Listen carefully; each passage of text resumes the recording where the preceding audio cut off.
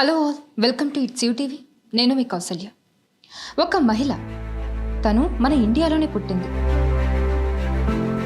స్వీడన్లో పెరిగింది, లండన్లోనే స్థిరపడింది. ఆ మహిళ ఇప్పుడు లండన్ నుంచి తన తండ్రి కోసం వెతుక్కుంటూ తన స్వదేశానికి వచ్చింది.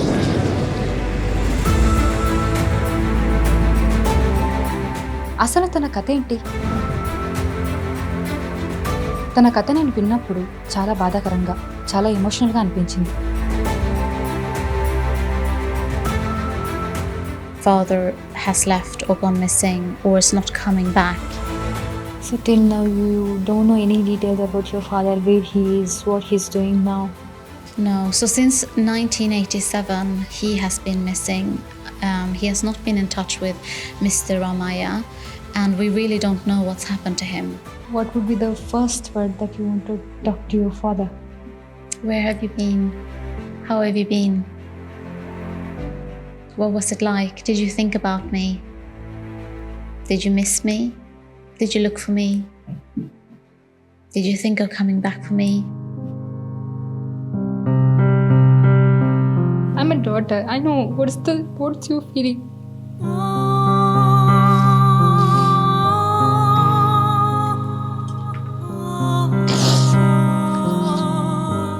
But I can understand your situation. And I can imagine how it feels sometimes. Even so, yeah, I have gone through that situation. Not now. I found my father very affectionate now.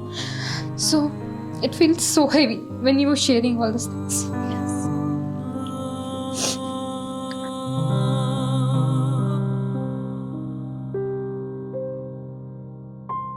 తన కథ నేను విన్నప్పుడు, అంటే just క్లుప్తంగా విన్నప్పుడు నాకు అనిపించింది చాలా బాధాకరంగా, చాలా ఎమోషనల్గా అనిపించింది. తన కథని ఇంకా పూర్తిగా వినాలని అనిపించింది. అందుకే నేను ఇంటర్వ్యూ తీసుకుంటున్నాను. నాతో పాటు మీరందరూ కూడా వినండి తన కథ. చాలా ఎమోషనల్గా అనిపించింది.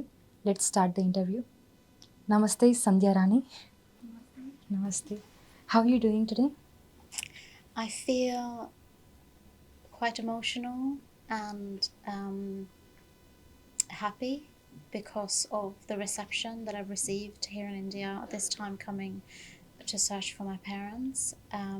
Everyone's been so graceful and gracious and hospitable, and I've experienced so much empathy for my journey here, and I've experienced so much care and love, and I feel quite emotional about that. Yes, I have heard about you. When I heard about you, it's so emotional and I felt so pathetic. So I just wanted to know your journey because you are an Indian girl. You brought up is completely in Sweden, right? And then you settled in London. So how all these things happen? So how did you go there? So in terms of going from Sweden to the UK or from the entire journey? Entire journey since your birth. What happened exactly? So that's why I'm here to try to find out. So what I know is that I was with my father at the age of 2. My father came to Hyderabad and brought me with him.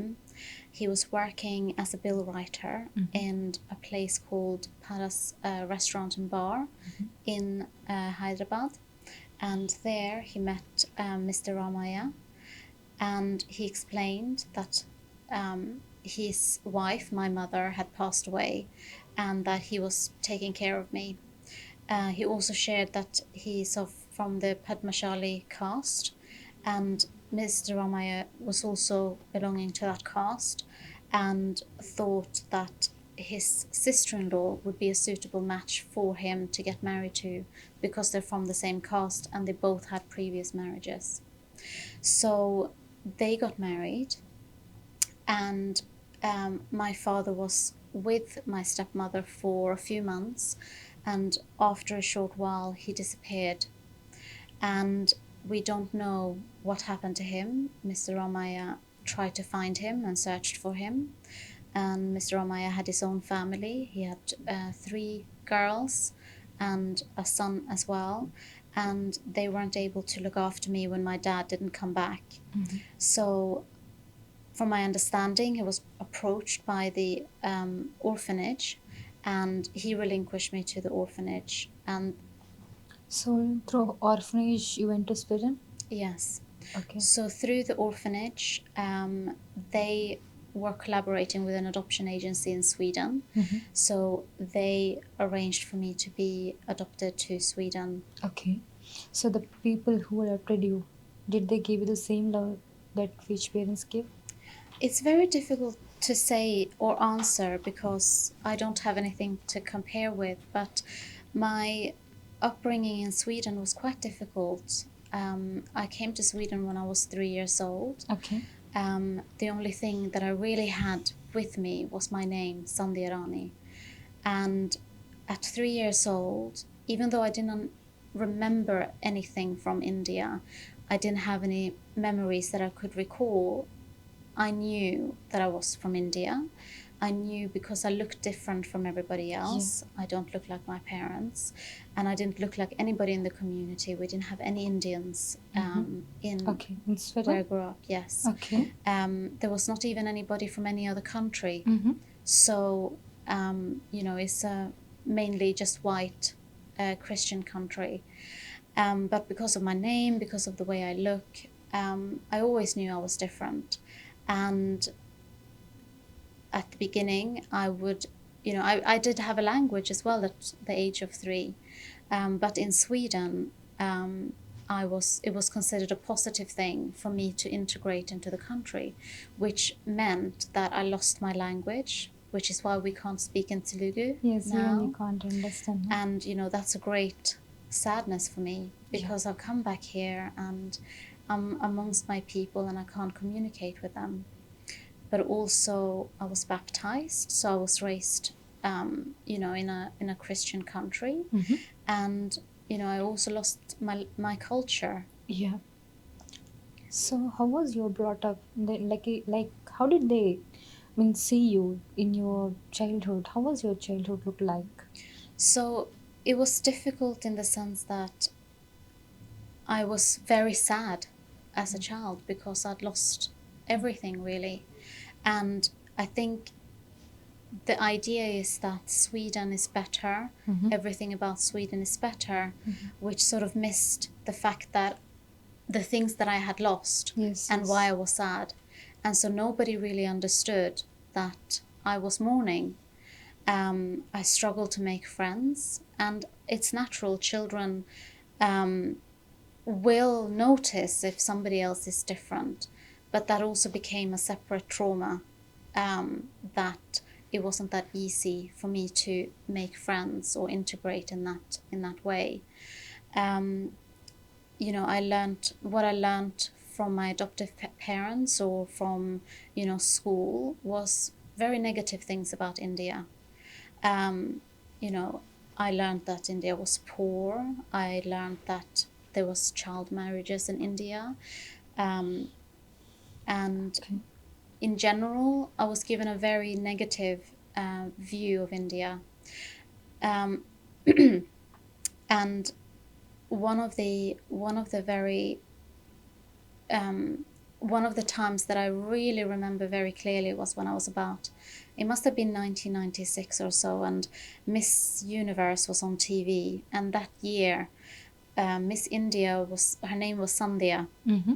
And so at that time, it was the first time in my entire life that I had come across anybody that shared the same first name as me. Okay. And it was such emotional thing to... It's a very emotional and affectionate thing for you. Yes, to know that there is other people out there in the world that will resemble me, that mirror me. And so all of these thoughts and feelings, I didn't really have anybody to share them with. Okay. So you had go through a lot of traumas and emotional, distress, right? Yes. Yes. At the age of 2, your father left. At that time, what was your emotional status? Do you know that time? Oh, I wish I could tell you. I can't tell you. I wouldn't know, but I think to a child's brain who is 2 years old, they can't really make sense of an experience like that your father has left or gone missing or is not coming back. So that becomes a trauma, and especially if there's nobody there to explain that to you.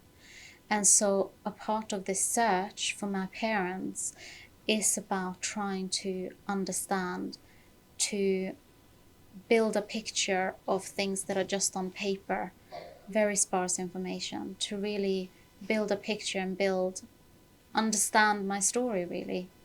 Okay, yeah. At the age of 2, at least, do you understand the affection? How the affection is? I mean, at least have you received that affection from your dad at least age of 2? Have you remembered any of those things with your dad? I don't remember anything from my dad, Okay. but the fact that he brought me with him Mm. to Hyderabad, Mm. the fact that he did remarry, Mm. it shows to me that there was some effort on his part Mm-hmm. to try to give me an upbringing. Mm-hmm. I don't know what his life was like. I don't know what happened to him or what Okay. experiences he had. Okay. But it shows that he tried to do something, Okay. and So, that's care. yeah. So in Sweden, what did you study and how was your life completely? And when did you went to London, and how that was happened? So I was at school. I was finishing school, and I didn't know what I wanted to do after I finished school. Mm-hmm. And together with a friend, I left Sweden and I went to the UK. And At the age of 19. 19. Till Yes. then, you were with your adopted parents, the people who adopted you. You were with them. So they moved to Norway when I was 18. Okay. So I was still at school. I was finishing school, and they moved to Norway. Mm-hmm. So it was me on my own in Sweden, Mm-hmm. and together with this friend at that time, we went to the UK together.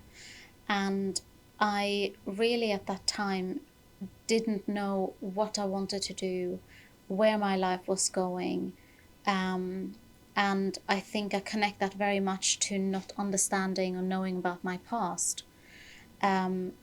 If you've grown up in your family, you might have some clues in your family about what career you might take. Your parents might advise you to follow the same educational path. And I didn't have any of that. And I was really lost. Okay. Since childhood, you're just been searching for the things that where you belong I think internally, yes. internally. Yes. So, can you please tell me something about your parents, like adopted parents, the who adopted you? Can you please tell me tell something about them? So my the parents that adopted me, they couldn't have their own children, and they thought that by adopting a child that would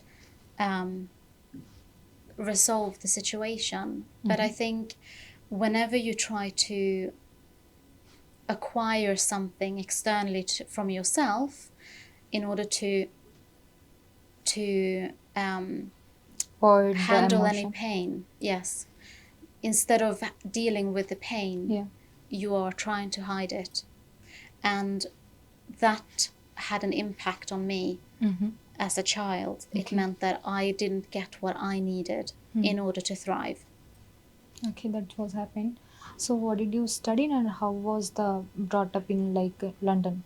So I always had a very strong sense of justice and fairness, and I thought that sociology was a good field for me to study. So in the UK, I started studying So everything was your own sociology. experiences and your own choices. I think yes, Yeah. it was, yeah. Okay. So I did study sociology for a while, but my dream was to study psychology. Mm-hmm. But I didn't think that I was gifted enough to study psychology at the time, so I chose sociology. But yes, I spent some time studying sociology, and I did work in the health sector. I worked in dentistry for quite a few years. And in my mid-20s, I started it came to me through this friend that I should go back to India and I should try to find out where I came from. Okay. So in your 20s, you got this? Like you got the thing that you have to go back to India? So, okay. So, if you don't mind, what's your age, may I know? Yes. So now, Yeah. so today is actually my 40th birthday. 40th birthday. Yes, 40. Today, happy Yes. birthday. Thank you. Yeah. Nice to meet you on your birthday. Yes. So, yes. It feels very special to be in India on my birthday since this is where I was born. Okay. So, in your 20s, you have been searching for the things that you lost? So in 2009, I came to Hyderabad for the first time. And at that time, I only had a couple of documents from Sweden. And I visited the orphanage where You were I there. stayed. Yeah. And they were able to share more information about the adoption process. And that's how I initially was able to trace Mr. Ramaya, who relinquished me to the orphanage. And unfortunately, at that time, we couldn't find out more information about my dad, and we didn't really know where he came from. And I think Mr. Ramaya and his family, they were trying to protect me from any further pain by maybe not sharing as much as. Since 20 years. Yeah. So, since 20 years, you have been searching? Then Yes, 16 16 years, yes. Okay. When did you came back to India after you went to Sweden? So that was in 2009. Mm-hmm. So that's the first time I came back to India after leaving India in 1988. Okay, almost 10 years. 10 years or 20 Almost years? 20, 20 years yeah. later. Yeah. Yeah, so you came back. How did you find yourself here?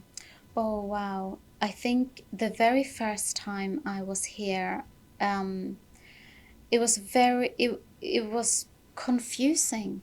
It was a lot of impressions. Things are very different, and there's so many more people, and everything is just bigger and more. So it was quite confusing and overwhelming experience, I think. Difficult to put a word on. Yeah. Okay. So have you met Indian people in London? I have met Indian people in London, absolutely. There's lots of Indians in London. Okay. And So yeah. how did you felt then? So you know that you belongs to India. So when did you find first Indian in your life and how did you felt? It was through this friend that I knew that I went to Sweden with. This friend was from Sri Lanka. So that's the first connection or the feeling I got of sort of South Asia. And in fact, this friend cooked me dinner and cooked me rice and dal and chapati.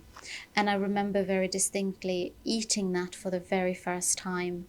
And it wasn't a memory that I was recalling, it was more of a somatic memory. It was more of I can remember the sensation of eating with my hands and tasting this food and these flavors.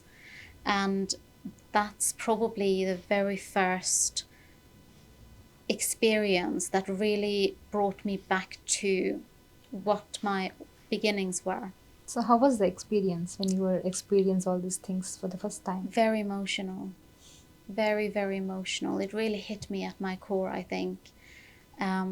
There's a strong connection to Indian food, I think, and there's something very organic about eating with your hands that you can't really compare. There's something that brings you very grounded to what you're consuming, I think, when you do that. It was a very deep experience, actually. Okay. So how many times you came to India? After the visit in 2009, I made another trip on my own. And after that, that was in 2013. And after that, I came in 2019 for the first time with Anjali Pawar and Adoptee Rights Council. And this time, 2025, is my fourth time and my second time traveling with ARC. Okay. So what do you do for living now? So in the UK, in London, I work in the educational sector, in the higher educational sector, and I work as administrator and I have a little team of administrators, and we Okay. handle some things in the university. You settled well. I still have things that I would like to do in terms of work, but what keeps on coming back to me is that I need to understand, in order to do the things that I want to do in life, I really need to understand the first part of my life. And that's what keeps on bringing me back to India. Okay. So now you took a break for your work and your life in London? Yeah, so I have a short break from London in order to put my effort into doing this. And I'm giving it everything I can while I'm here. Okay. So who helped you to come here and to do all such things now? So this time and the previous time, I've been traveling with ACT, Adoptive Rights Council, and Anjali Pawar and Arun Dole. And they have been helping adopted people from India that have been adopted abroad to reunite with their families for a couple of decades now, almost 20 years, I believe. And they have been successful in reuniting people before, and that's why I've hired them to help me this time. Okay. So have you got any details about your father?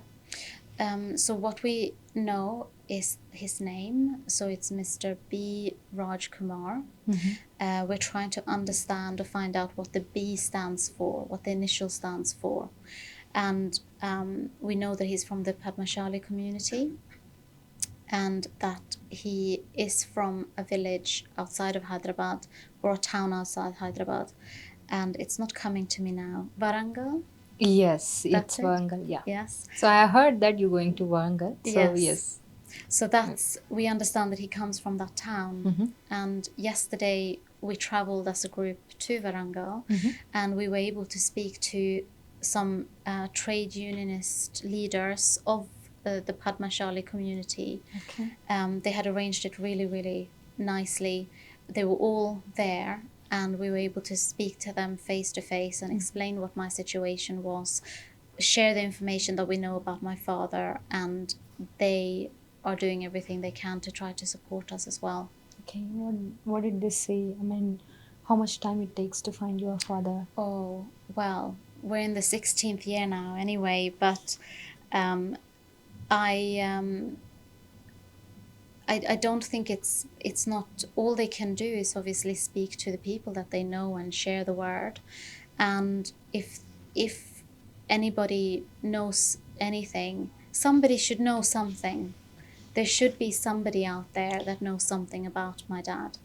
So till now you don't know any details about your father, where he is, what he's doing now? No. So since 1987, he has been missing. He has not been in touch with Mr. Ramaya, and we really don't know what's happened to him. Okay. So is there what? You don't know nothing. So just searching for him. Yes. Hope that he's there. Yes. We're hoping that maybe that somebody that might have been to Paris Bar and Restaurant back in 1987 might recognize something from this story, may have come across him, or that somebody from Hyderabad, Telangana, Andhra Pradesh might hear something familiar about the story and maybe knows the time when my father was married to my mother, maybe knows that they had a child and that they left. They may be able to know something. We believe also that my father might have a sister, so I might have an aunt somewhere too. But naturally, even so, there should be he should have parents. Okay. But also on my mother's side, there should be relatives. There should be sisters or brothers, or she should have had parents, a community. Somebody, we're hoping, should know something. Okay. So how about your stepmother? What do you know any details about her? So the details that I know about her is that after my father left, she was in a very bad way, and she passed away in the 90s, I believe in 1995 or 1998. After you left to Sweden? Yes. Okay, you just got the information that she... Yes. So I have visited Mr. Ramaya's family on that side. And they share that information with me that my stepmother passed away. I think it was 1998. Okay. So now what is your personal status? Like, what is your personal life going on? My personal life, as in civil status. Yeah. So I have a long-time partner. We're engaged, and we've known each other for 10 years. Okay. And we're planning to marry. Okay. And it's times like these, again, that my origins come back to mind, because at all of these important times in your life, all of these milestones, usually they are celebrated and done together with your family. Yes. With your sisters, with your aunts, your mother, you know, choosing your wedding and what you're going to wear, your sari. These are things that you do as a family. And I'm finding myself thinking about the fact that I don't have those people in my life. So you're not just in searching for your father, but your whole family, right? Yes, of course. Anybody. Yeah. So you said that you had a partner, right? You have a partner. So he belongs to where? London? Yes, so my partner Irfan, he was born and brought up in London. His parents were born in Kenya. However, his grandparents immigrated to Kenya from India. Oh. So he's from India before India and Pakistan were parted. So he's of Indian origins. So that's where you got connected, Yes. right? Okay. So for him, this is his first time coming back to India, and Okay. he's really So enjoying he it. came along with you? He's come along with me, yes. Oh, nice. Yes. So, yes, if you got to know about your father, if you see him, what do you want to tell about him? What do you want to know about him? I would like to, of course, ask what happened. What happened? I would like to know about him. I'd like to know who he is. I'd like to know his story. I'm hoping that he can tell me about me, that he can tell me about his marriage, that he can tell me about my mother, and that he can tell me about his family, his parents, and that he can tell me about my mother's parents. I really just want to know who he is. I'd like to be able to look at another person and see if I look like them. Okay. So, what would be the first word that you want to talk about, talk to your father? Where have you been? How have you been? What was it like? Did you think about me? Did you miss me? Did you look for me? Did you think of coming back for me?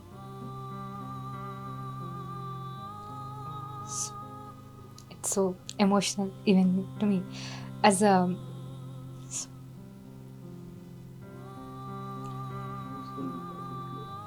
even, I mean, me being like I'm a daughter. I know what's your feeling.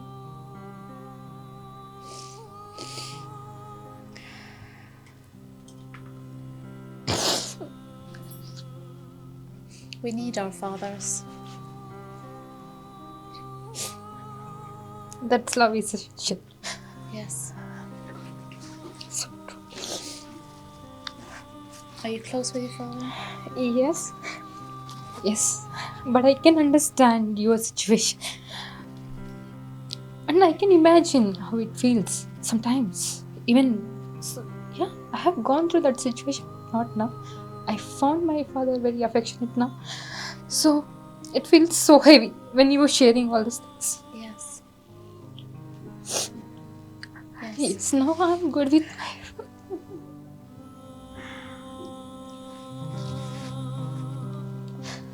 I wish and I hope you'll get what you want you reach till your father and you want to speak whatever you will speak whatever you want to, and I feel at least you get that affection at least now.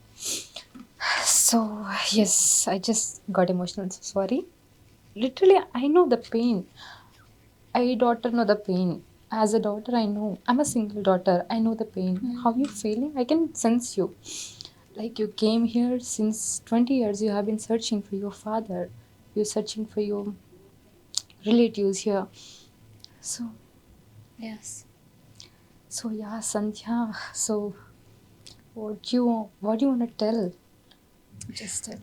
I want to say that I'm, of course, here to find my family, for my parents and my mother, and I don't know what hope there is. I don't know if he's alive. I don't know if anything will come out of the search, but I feel very fortunate that I've been in a position to come back to India. I feel fortunate that I've been able to hire Adoptee Right Council to support me. I feel fortunate and so well received by everybody that I've come across here in India. I'm so grateful that the media has been interested in talking to me and spreading this message. I'm grateful for everyone that is watching this, and every single person that has welcomed me here and has treated me with love and care and attention, even if they don't know me. And my experience is that whatever I was told about India growing up in Sweden, that is not India. And I'm really grateful. Okay. So, just one thing I just wanted to ask you. So, are you receiving affection and love truly? Like when I mean, in your childhood you didn't got any kind of affection from your parents or adopted parents, at least after brought up to at least with your partner or around the people with whom you are. I have a very supportive partner. Irfan is, he's been my rock. He's with me on this trip, Okay. and we haven't had a chance to see much of Hyderabad because we've been working on my search this entire time. Yeah. And he's just been my rock throughout it. He's been so happy just drinking his chai and eating his rotis and biryani. He's really been my rock, and he continues to be my rock. That's why I want to marry him. And I find great support in knowing that there are people that care about adoptees and our rights. And I know that to Adoptee Right Council, it's their work, but I know that the reason why they do the work is because they care about adopted people, but they also care about families that have lost their children to adoption. They care about women that have lost their children to adoption because they couldn't afford to look after them, or because of the social stigma, not being able to raise a child alone. And for all of the children that have been kidnapped from their families. So I do have support, and I do have love, and I do have care, but it's come at a great cost to me. There's a lot of things that I wish that I could have been able to do. I mentioned that it's my 40th birthday today, and the prospect of having a family is not something that I considered when I was younger. And a lot of that, I believe, is rooted in the fact that I don't know my own mother. I don't know what her experience was. I don't know what her birth experience was. I was told that she died during childbirth. I don't know if that's true. But all of these things, my adoption has come at a great cost to me personally. Okay. But at the same time, I'm grateful to everyone that I've met along this journey so far that have been willing to hear me out and talk Okay. to me.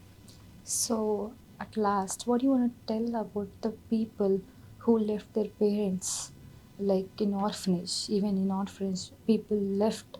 Son or daughters will left their parents, and parents. There are few parents where they left their children.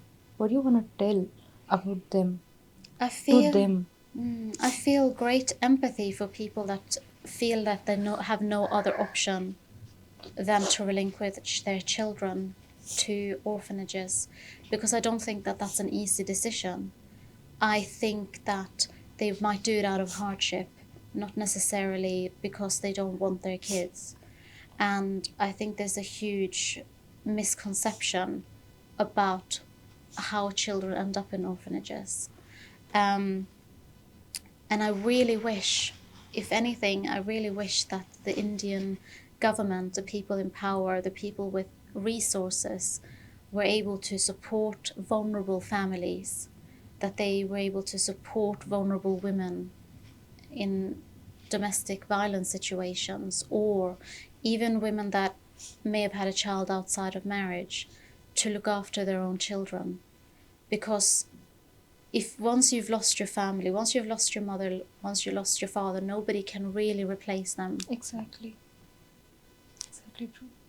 So yes, Sandhya Rani, yeah, once again I'm telling you that your journey, whatever is going on, I just wish you all the best. Just you find your father, just go and hug him I will. if you find him. Yes, all the very best.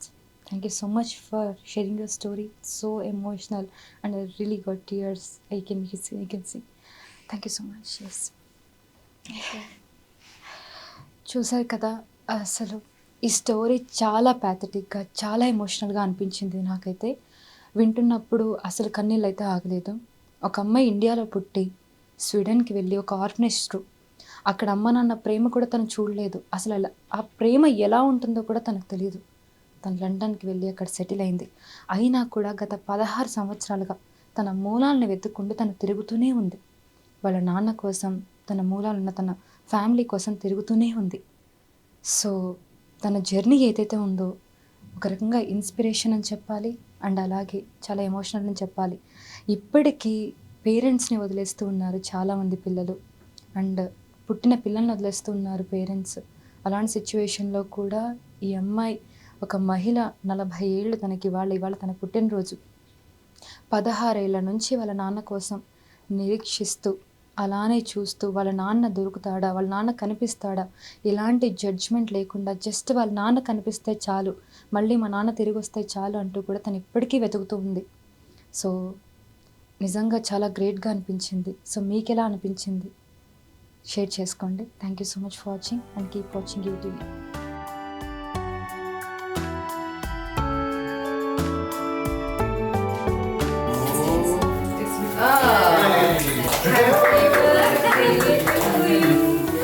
Happy birthday to you. Happy birthday.